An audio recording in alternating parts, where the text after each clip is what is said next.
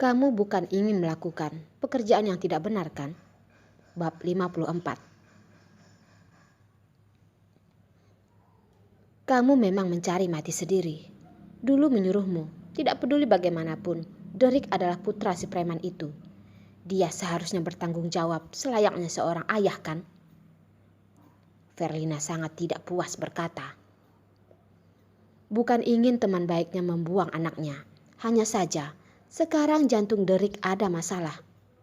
Dengan kemampuan Darlene yang tidak mungkin bisa memikul biaya yang sangat mahal itu, dia masih tidak ingin Yos mengetahuinya.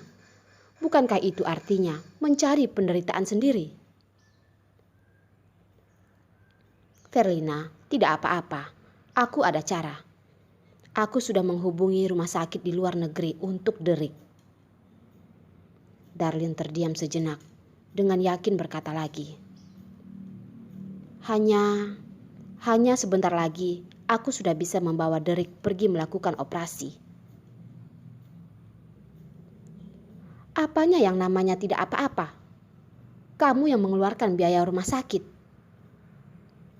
Verlina tidak bisa menahan dan menaikkan nadanya, membuat orang-orang di sekitar melihatnya, lalu dipelototi kembali oleh Verlina, dan mereka pun menarik tatapan mereka kembali. Aku akan memikirkan caranya. Darlene merasa sedih. Dia memiliki alasan dia tidak boleh mengatakannya pada Yos.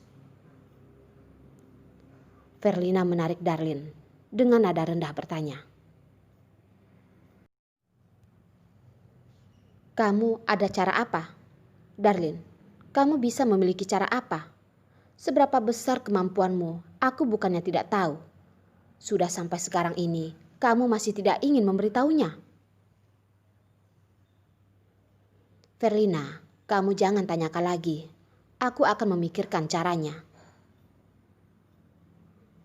Darlene tidak berani menatapnya, membuat hati Verlina berdetak kencang. Dia ragu beberapa detik, bersandar di telinga Darlene dengan tidak tega berkata. Darlene, kamu bukan ingin melakukan pekerjaan yang tidak benar, kan? Hah? Apa-apaan? Verlina, kamu jangan asal berkata. Darlene tidak menduga teman baiknya berpikir begitu lama dan akhirnya menyimpulkan kesimpulan yang membuat orang tertawa. Verlina melihat wajah Darlene yang merah, mengira teman baiknya merasa canggung karena ketahuan apa yang dia pikirkan. Lalu menasehati. Darlene, kamu jangan melakukan hal bodoh ya. Walaupun kamu tidak ingin mengatakannya pada si brengsek itu, kamu bisa mengatakannya padaku. Ratusan juta tidak ada, puluhan juta juga tidak masalah. Darlene pun terdiam melihatnya, temannya yang mulai berimajinasi. Dengan tidak berdaya menjelaskan. Verlina, aku benar-benar tidak seperti yang kamu katakan. Aku bilang ada cara, pasti ada cara. Hanya saja aku memiliki alasan untuk tidak mengatakannya. Aku berharap kamu mengerti. Jadi, kamu benar-benar tidak akan mengkhianati dirimu sendiri. Verlina melihat Darlene dengan tatapan serius. Memikirkan dirinya memang sudah terlalu berlebihan. Dengan malu menggaruk kepala dan berkata, aku memang sudah terlalu mengkhawatirkanmu. Darlene tidak menjawabnya lagi. Bukankah itu karena aku takut kamu akan melakukan kesalahan? Verlina dengan tidak berdaya mengedipkan sepasang matanya yang menggoda itu dan tidak berhenti menggoda Darlene. Kalau dia adalah pria normal, dari awal mungkin sudah tergoda. Tapi Darlene sudah kebal. Wajah yang sudah tegang beberapa detik juga hilang karena wajah jeleknya. Sudahlah, aku takut padamu. Haha, aku tahu Darlene, paling baik padaku. Kapan kamu akan pulang melihat putraku lagi? Verlina teringat si bakpao yang imut itu. Jarinya bahkan sudah tidak sabar. Dia benar-benar sangat imut, membuat orang ingin mencubitnya. Walaupun Yos sangat brengsek, tapi putra yang dia lahirkan bahkan membuat orang sangat menyayanginya. Lusa. Lalu Darlin bertanya, "Oh ya Verlina, kali ini kamu memutuskan tinggal berapa lama?" "Pergi, tidak pergi lagi. Sudah puas berkelana. Memikirkan tempat-tempat itu, tetap rumah sendiri paling baik," kata Verlina sambil tertawa. Darlin dengan curiga melihat Verlina. Verlina sangat menyukai kebebasan. Dia bukannya tidak tahu. "Kak Richard yang memaksamu kembali kan?" Darlin ingat Verlina yang tidak takut apapun di dunia ini. Orang yang paling dia takutkan adalah kakaknya yang tidak murah senyum itu.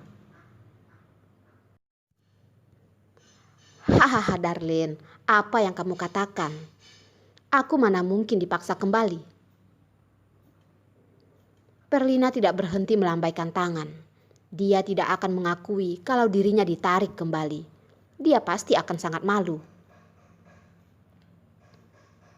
"Keadaan kakek belakangan ini tidak begitu baik, jadi aku pun kembali. Sekarang aku pengangguran dan tinggal di luar sendirian." Darlin setengah percaya, setengah tidak melihatnya. "Kalau keadaan kakek tidak baik, kamu jangan asal pergi lagi. Sering-seringlah temani dia." Si tua itu mana mungkin ingin melihatku. Dia bahkan lebih menyukaimu," kata Verlina dengan cemburu. Setiap kali Darlin ikut pergi, kakek pun akan pilih kasih. Kalau bukan karena tampangnya mirip dengan orang tuanya, dia pasti akan mengira dirinya itu dipungut. "Kakekmu menyayangimu atau tidak, apakah kamu sendiri tidak tahu?" Darlin tertawa dan menggelengkan kepala. Verlina mendengus, namun tidak membantah. "Verlina, aku ingin meminta bantuanmu." Membicarakan mengenai Derek, Darlin pun teringat hal yang dia janjikan pada Derek. "Masalah apa? Di antara kita tidak perlu sungkan. Kalau bisa, apakah aku bisa merepotkanmu untuk menjaga Derek sementara waktu?" Darlin teringat masalah Derek demam. Sekarang dia masih sangat takut. "Tidak masalah. Aku kira masalah besar apa. Masalah kecil ini serahkan saja padaku. Lagian dalam waktu dekat aku juga tidak ada kerjaan." Verlina langsung menyetujui. "Terima kasih Verlina," kata Darlin dengan terharu. "Kita berdua tidak perlu membedakan," kata Verlina sambil mengedipkan mata padanya.